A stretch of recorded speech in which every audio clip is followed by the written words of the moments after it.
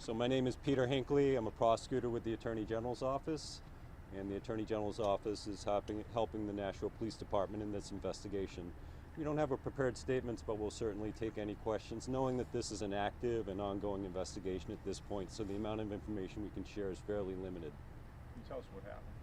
Yeah, at this point, again, it is an active and ongoing investigation. We issued a news release in which an adult male entered the golf course area, and there was a shooting. An adult male died. Additional people were injured, and it's currently being investigated at this point.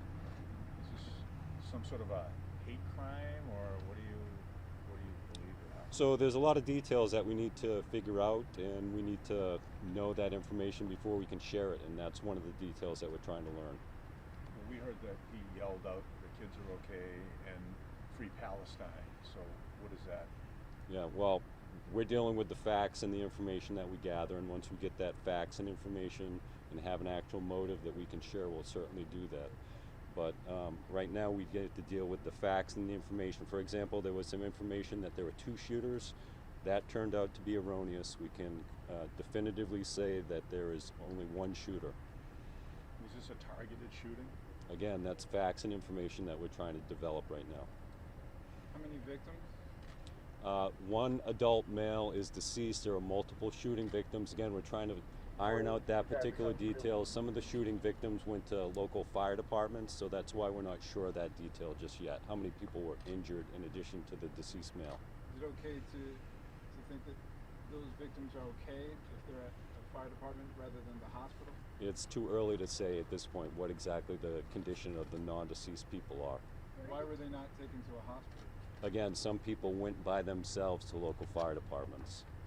Can you tell us if the shooting was at the wedding or the restaurant? Yeah, again, that information is still being developed, and as soon as we can share that without interfering with the integrity of the investigation, we certainly will do that. I think there was. Injuries? Are they all gunshot wounds, or are you experiencing other types of injuries? There were some gunshot wounds. There may be some non-gunshot wounds. Again, that's one of the details that we're still trying to figure out as part of the investigation that Nashua is actively pursuing.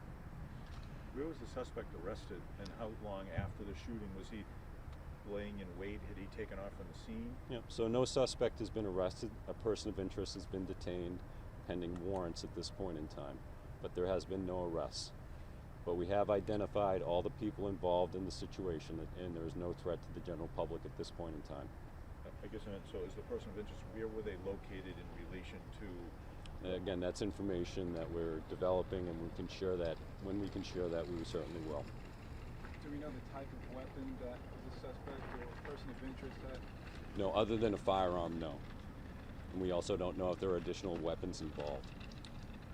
Do we know if the suspected shooter was connected to the wedding or the restaurant in any way? Yeah, again, that's one of the things that we're certainly trying to find out and trying to develop, and once we can share that, we certainly will.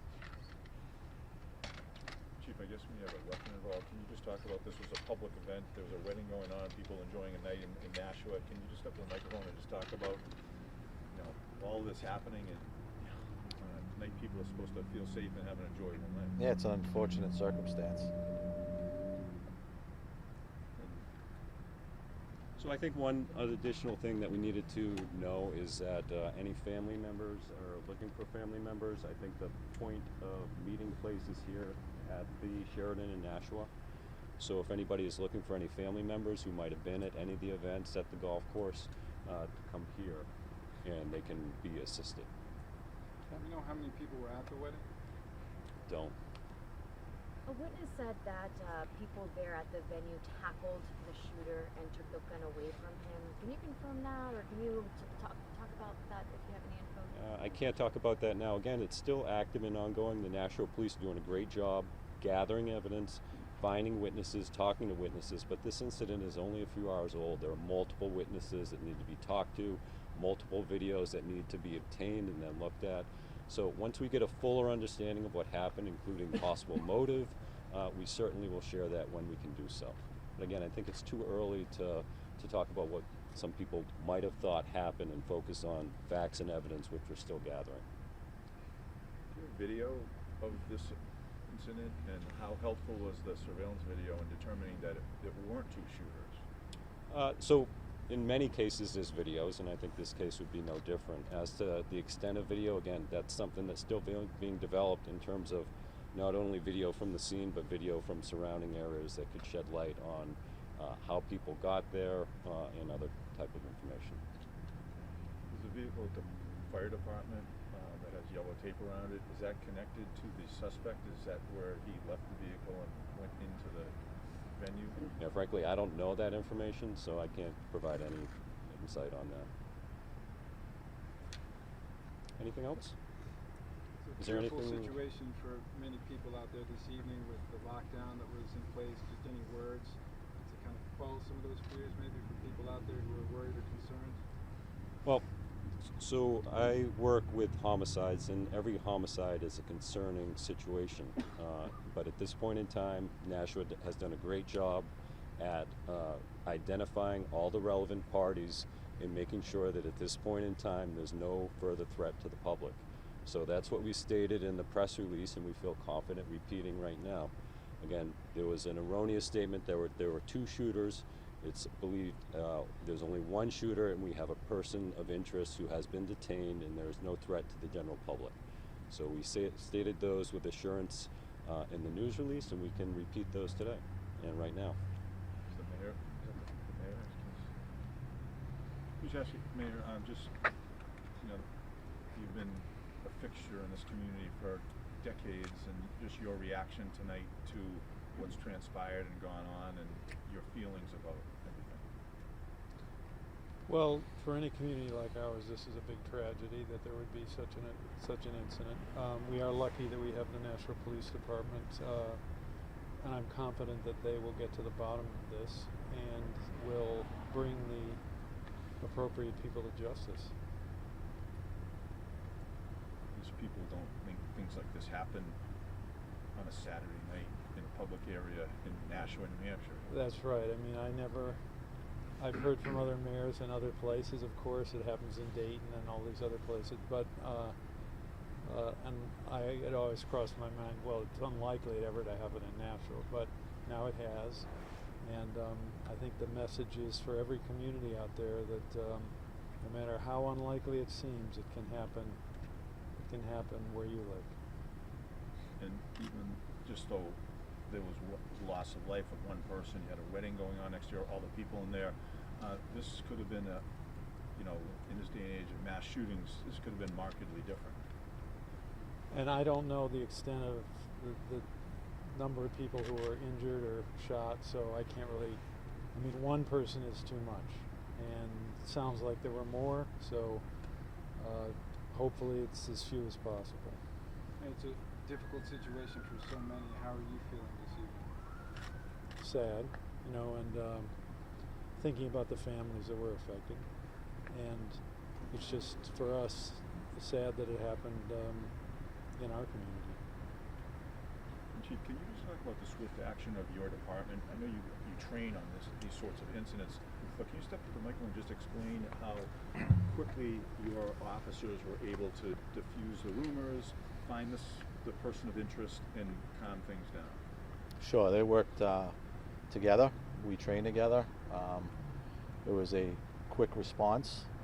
One, going into a dangerous situation like that, but we trained that way.